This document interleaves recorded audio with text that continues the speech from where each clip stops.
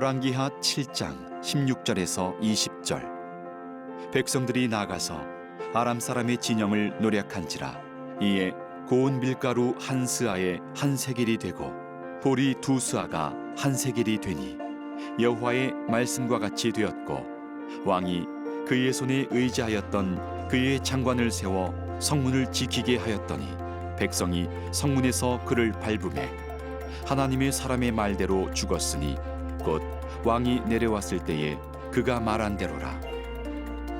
하나님의 사람이 왕에게 말한 바와 같으니 이르기를 내일 이맘때에 사마리아 성문에서 보리 두 스아를 한 세겔로 매매하고 고운 밀가루 한 스아를 한 세겔로 매매하리라 한즉, 그때 이 장관이 하나님의 사람에게 대답하여 이르되 여호와께서 하늘에 창을 내신들 어찌 이 일이 있으랴 하매 대답하기를 내가 내 눈으로 보리라. 그러나 그것을 먹지는 못하리라 하였더니 그의 장관에게 그대로 이루어졌으니 곧 백성이 성문에서 그를 밟음에 죽었더라.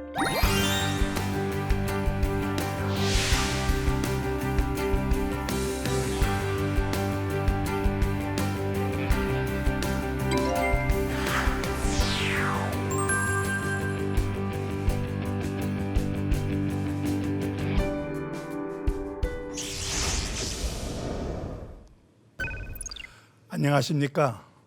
서울신대 구약학 명예교수 권혁승입니다.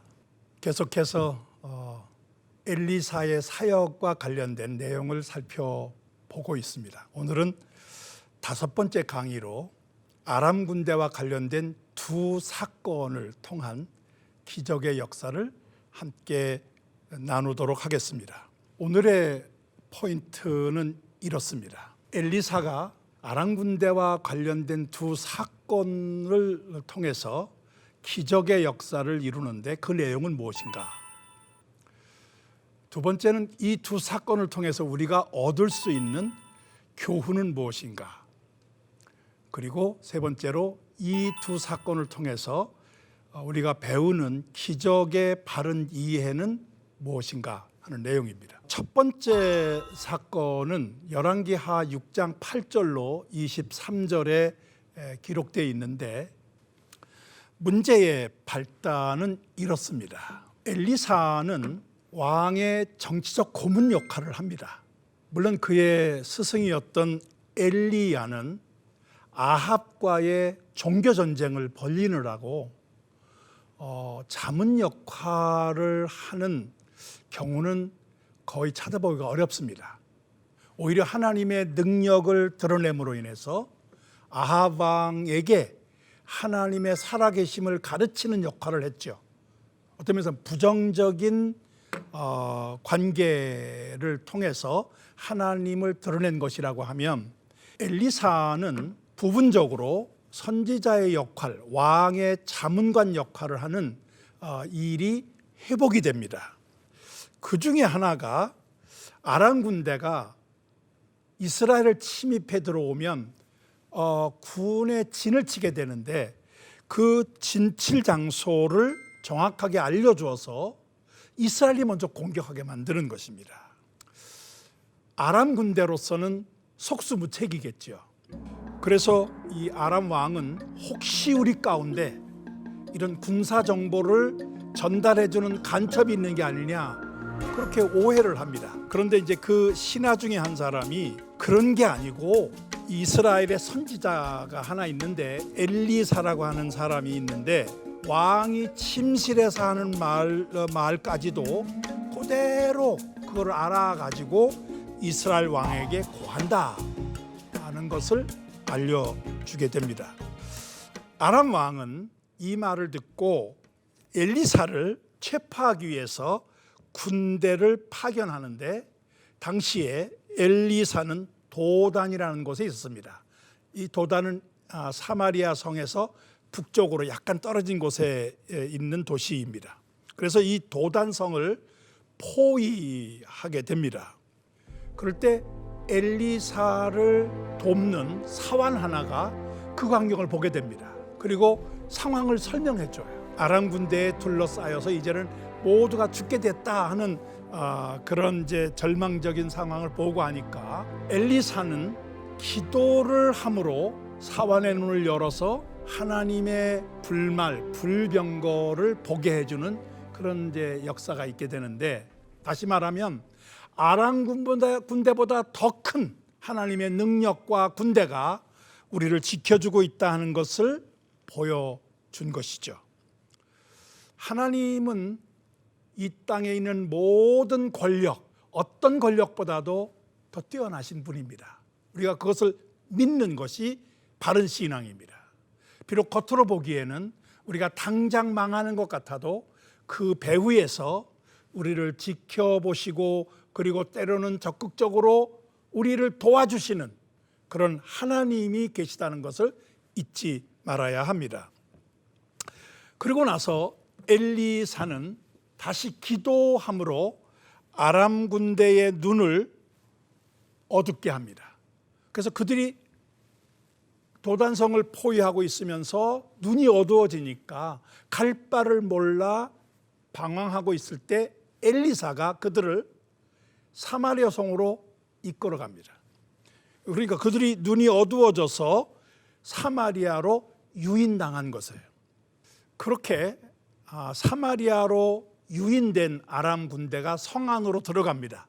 그때 다시 엘리사는 기도함으로 아람 군대의 눈을 열어주어서 사마리아 성 안에 갇혀게 된 것을 깨닫게 만들어 주었다 하는 것이 이 엘리사가 자기를 잡으러 왔던 아람 군대에게 행했던 기적적인 사건입니다.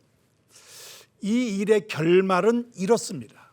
이스라엘 왕은 사마리아에 갇혀있는 아람 군대를 쳐버리기로, 다 쳐서 죽이기로 그렇게 요청을 합니다. 그런데 엘리사는 이스라엘 왕을 만류하면서 그들을 치지 말라고 하면서 오히려 그들에게 떡과 물을 공급해 줄 것을 지시하고, 그리고 정신을 차린 아람 군대를 주인인 아람 왕에게 돌려보내도록 그렇게 지시를 합니다. 이래서 사건의 결말이 만들어지게 되는데, 성경은 그 일로 인하여서 아람 군사의 부대가 다시는 이스라엘 땅을 들어오지 못했다라고 표현하고 있습니다. 여기에 아람 군사의 부대라고 하는 번역된 이 원래 히브리어는 게두데이 아람인데, 여기에 게두데이 아람이라는 이 게두데이라는 말은 침투한다는 단어이기도 합니다. 그래서 저는 이 게두데이 아람 군대의 부대는 일반 부대가 아니라 침투를 위한 특수부대다. 그래서 특수부대가 이스라엘을 침입해서 굉장히 어려움을 주는 그런 상황이 많았었는데, 이때부터 침투부대가 더 이상 이스라엘 땅에 들어오지 못했다 하는 마지막 결말을 우리에게 소개하고 있습니다.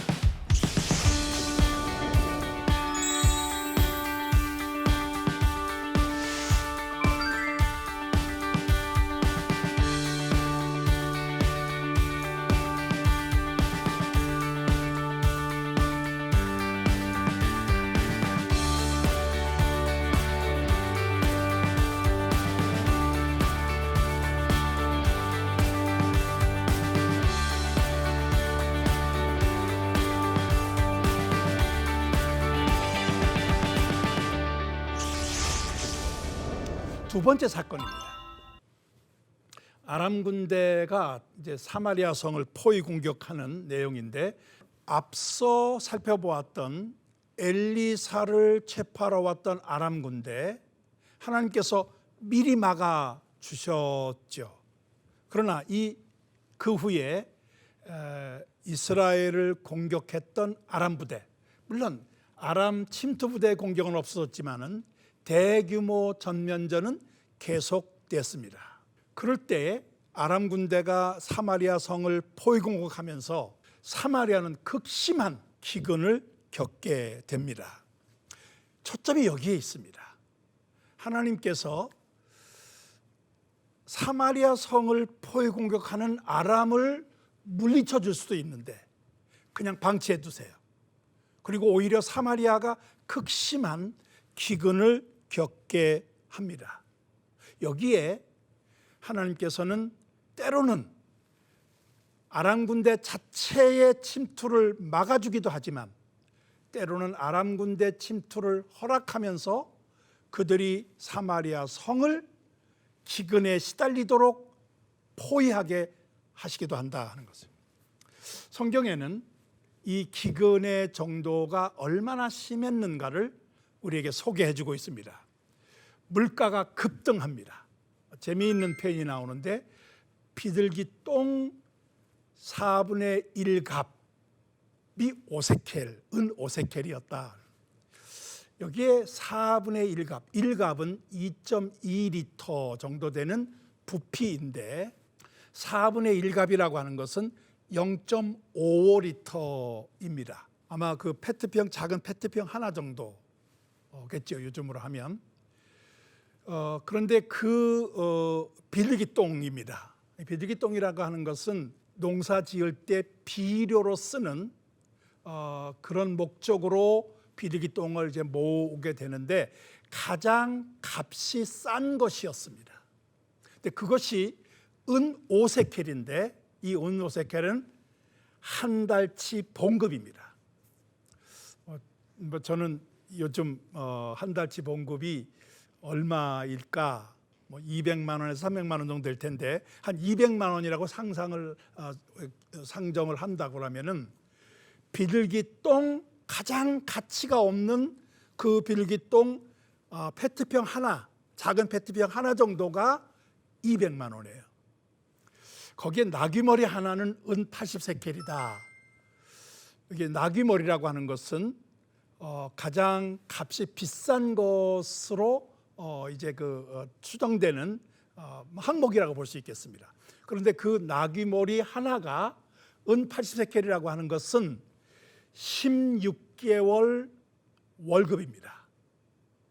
그러니까 16개월 월급이니까 200만 원 한 달치 봉급을 하면은 3,200만 원이 되는 것이죠. 요즘식으로 하면 물가가 그렇게 급등했다는 것이에요. 근데 그거보다 더 정말 참혹한 기근 현상에 대한 보고가 있는데 그게 바로 여인들이 너무 배가 고프니까 자기 아들을 삶아 먹는 일이 벌어졌다는 것이에요.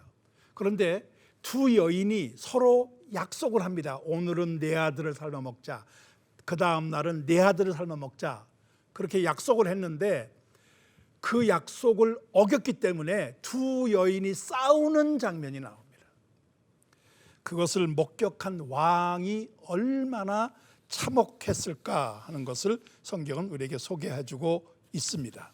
왕은 엘리사에게 사신을 보내는데 도움을 요청하는 것이 아니라 자기 분노를 표출하는 것이에요. 사밧의 아들 엘리사의 머리가 오늘 그 목에 붙어 있으면 하나님이 내게 벌을 위해 벌을 내리실지로다. 그 엘리사가 죽지 않으면 하나님이 내게 벌을 내리시기를 바란다라고 하는 말 이 속에는 하나의 엘리사를 죽이고 싶다는 표현이 들어있는 것입니다. 그러면서 33절에 보면 이 재앙이 여호와께로부터 나왔으니 어찌 더 여호와를 기다리요. 이것이 여호와께서 내린 심판이라는 것을 본인이 알기 때문에 더 이상 여호와를 기다릴 수 없다 하는 절망감을 표현합니다. 분노한 이 왕은 엘리사의 머리를 베려고 자격을 보내게 됩니다. 그 내용이 32절에 나와 있습니다. 여기에 대해서 엘리사는 앞으로 일어날 일에 대한 예언을 하게 되는데 내일 이맘때 하루 뒤에 사마리아 성문에서 고운 밀가루 한 스와를 한 세겔로 매매하고 보리 두 스와를 한 세겔로 매매하리라. 여기에 스아라고 하는 것은 이제 부피 단위인데 약 13리터 그 분량의 내용입니다. 5세켈이 한 달치 봉급이라면 1세켈은 한 달치 봉급의 5분의 1입니다. 그러니까 200만 원을 하면은 40만 원이 되는 거죠. 그러니까 13리터짜리 밀가루 13리터가 40만 원 한다. 비싼 편입니다. 그렇죠? 밀가루 13리터가 40만 원이다. 그리고 보리 두 수화가 두 수화니까 이제 26리터인데 한 세켈에 매매된다. 뭐 역시 40만 원이죠.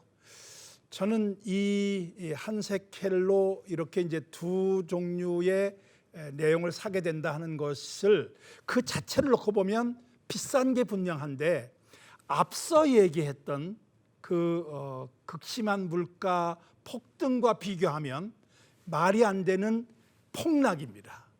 그런데 이제 그 말을 들었던 왕의 측근 한 장관은 이런 반응을 보입니다. 여호와께서 하늘에 창을 내신들 어찌 이런 일이 있으리요. 저는 이 왕의 측근의 불신을 세 가지로 보는데, 하나는 창조주 하나님의 능력을 거부한 것이에요. 의심한 것입니다. 두 번째는 하나님의 대언자인 선지자를 불신한 것입니다.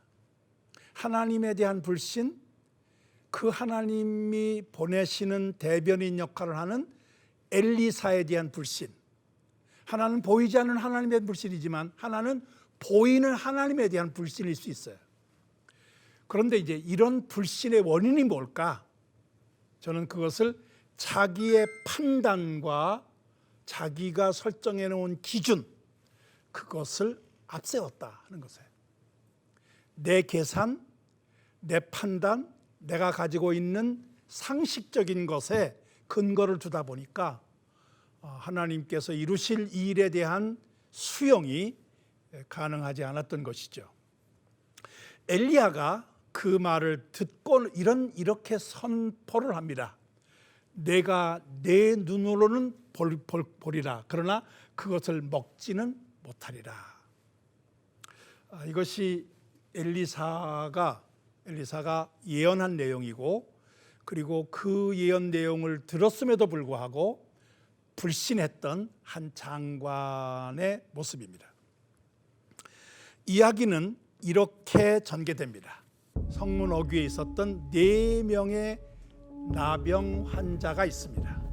차라리 여기서 앉아 죽기보다는 아람에게 항복하자 하는 판단을 하게 됩니다.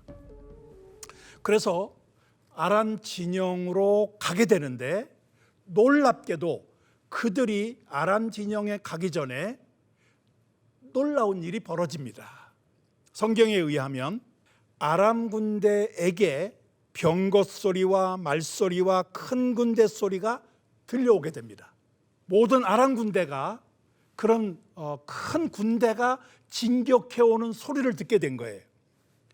그들은 이스라엘 왕이 돈을 들여서 헷 족속의 왕, 그 다음에 애굽 왕에게 그런 원병을 요청해서 그들이 우리를 치러 온다 하는 그렇게 판단을 하고, 그 두려움에서 모든 것을 버려두고 다 도주를 벌인 것이에요.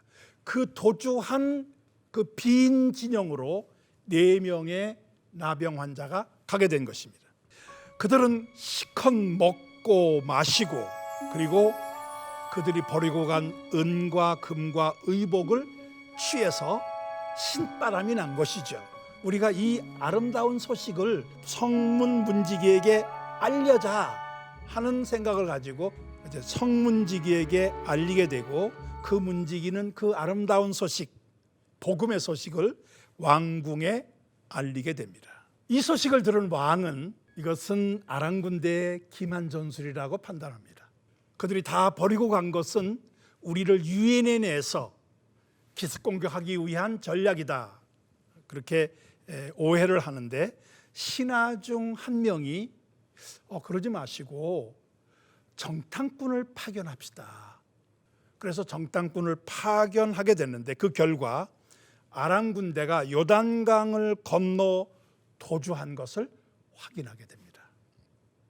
그래서 이제 이 아람 군대가 도주한 것을 확인하고 이제 그 아람 군대 진영으로 모든 백성들이 다 몰려가는 결과가 온 것이죠. 이 사건의 결말은 이렇습니다. 백성들이 아람 진영을 노략함으로 거기에 있는 모든 물건을 가져오므로 물가가 급락을 합니다. 그래서 엘리사가 예언한 대로 고운 가루 밀가루 한 스아가 한 세겔에 팔리고 보리 두 세아가 한 세겔에 팔리는 있을 수 없는 일이 벌어지게 된 것이죠. 그러면서 그런 과정에서 사람들이 몰려가는 이런 과정에서 왕의 측근 장관은 성문을 지키다가 백성들에게 밟혀서 죽임을 당합니다. 그 장관의 죽음, 그것은 엘리사가 했던 예언을 불신했기 때문에 당한 일이기도 합니다. 18절에서 20절까지 이 마지막 결말 부분에서 3절이나 왕의 측근의 마지막 죽음에 대한 그 원인을 성경은 자세하게 반복하여 설명하고 있습니다. 그런 점에서 이 두 번째 아람 군대의 사마리아 성 포위 공격으로 인한 이 사건의 가장 중요한 인물이 있다면은 바로 이 엘리사의 예언을 불신했던 왕의 측근 장관이라고 볼 수 있겠습니다.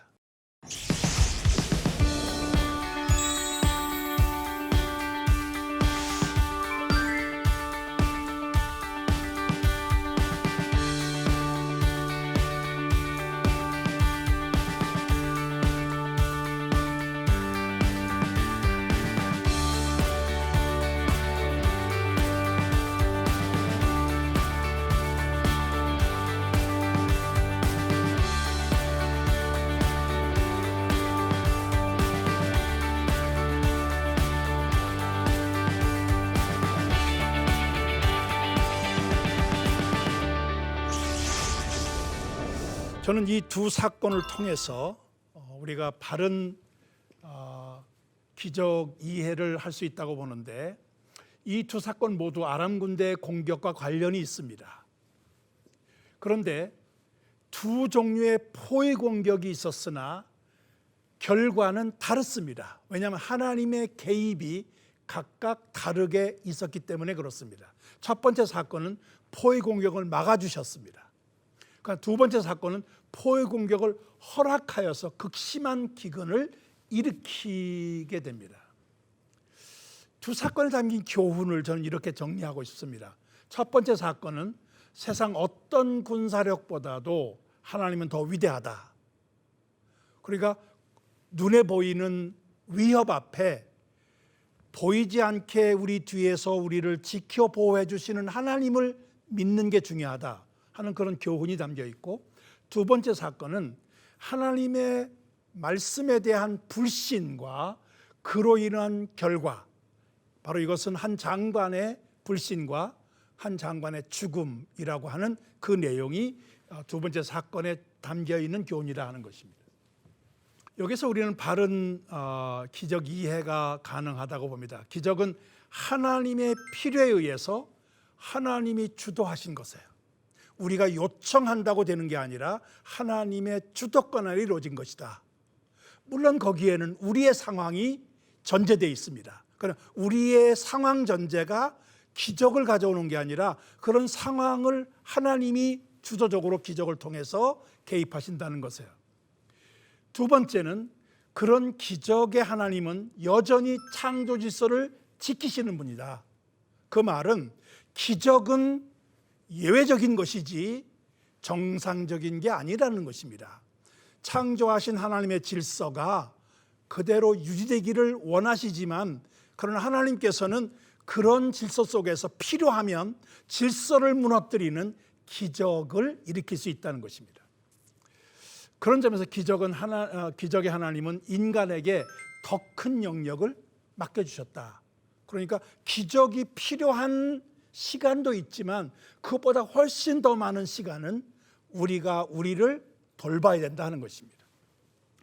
오늘 우리에게 주시는 적용점을 함께 살펴보고자 합니다.